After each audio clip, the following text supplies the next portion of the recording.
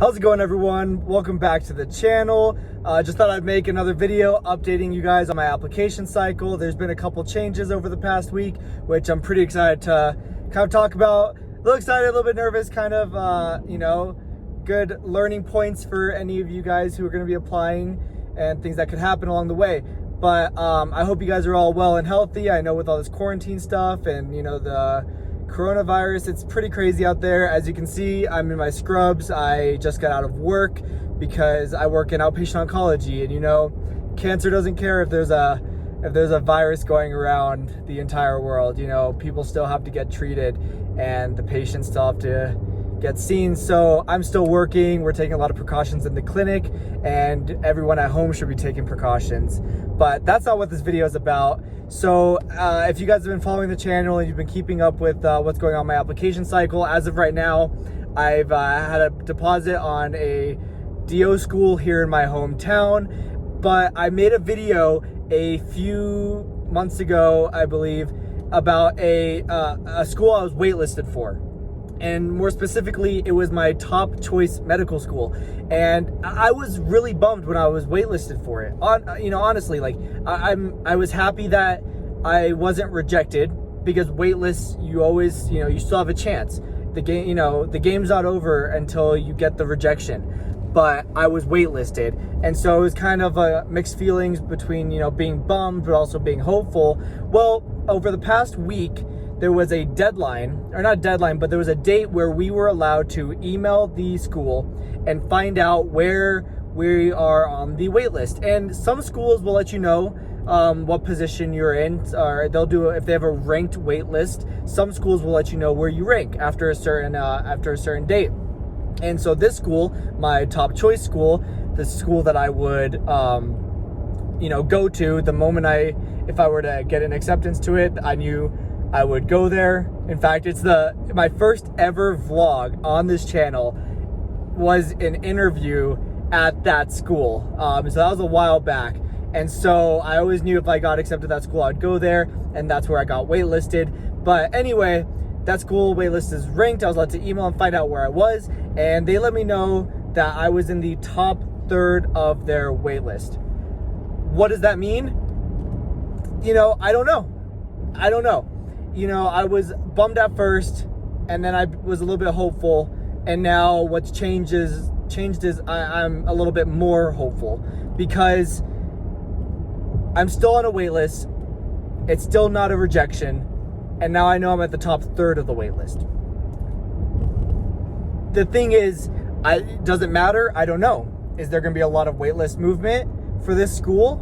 I don't know. The deadline to decide on a school, if you have multiple acceptances through MCAT, is April 30th. So when it comes to waitlist for medical school, you won't really see a lot of movement until about May 1st, early May. And that movement, waitlist movement, can happen all the way from, end of April, early May, all the way through June. I've even heard of people getting taken off waitlists in July. I don't know how to feel. It's hard because you want to be optimistic. You have to be optimistic, but you don't want to get your hopes up. I remember finding out when I was that I got waitlisted. It was even worse than being, for it being my top choice medical school, anything other than acceptance was hard to hear, right? And so I was really bummed out when I found out I was waitlisted. And I almost felt like, I was waitlisted, so I should at least be happy it wasn't a rejection. But, it was hard to be super, super hopeful. And now it's like, I'm more hopeful now, right? I'm more than happy with the school that I was accepted to. When I applied for medical schools, MD and DO, I knew I'd be okay with going to this DO school. And I'm very happy to have been accepted there, right? But, I'm also very hopeful about this waitlist position for this top choice school, and I'm excited for you guys to follow my journey, because I might still not get accepted. Even being top third of the wait list, I might still get rejected, and I've mentally prepared myself to be going to this school here.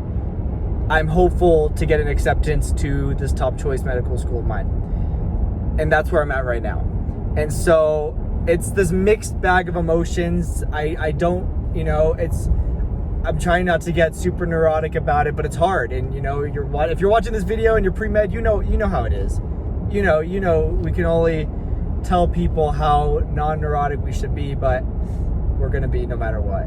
So anyways, that's kind of my update. I know it's almost like not a big update, but it kind of is a big update. It's a big deal to me. As of right now, numbers wise, if you guys just want a quick rundown, I had about 30 something applications to medical schools. I got 14 interviews. I took 6 interviews, interviewed at all 6, got 2 MD, 4 DO, got accepted to all 4 DO schools, chose one of those DO schools, and waitlisted for my top choice MD school, and have yet to hear back from the other MD school. That is the quick Spark Notes version of my application cycle to this point. I'm excited and nervous to continue giving updates about that. Regardless, I start medical school, in August of this year. As of right now, is set for a DO school here. Super excited. A lot of you guys follow the channel who are commenting on these videos. Really excited to be sharing this with you guys. I love hearing about your guys' application cycles. There's a few of you guys that are in the same cycle as me and starting medical school this year, and it's so awesome to hear. And I want to know where you guys are getting accepted, what you guys are doing and keeping up with that. So it's been a lot of fun, really exciting. But that's all I got for this update. Thank you guys for watching, and I will see you guys next time.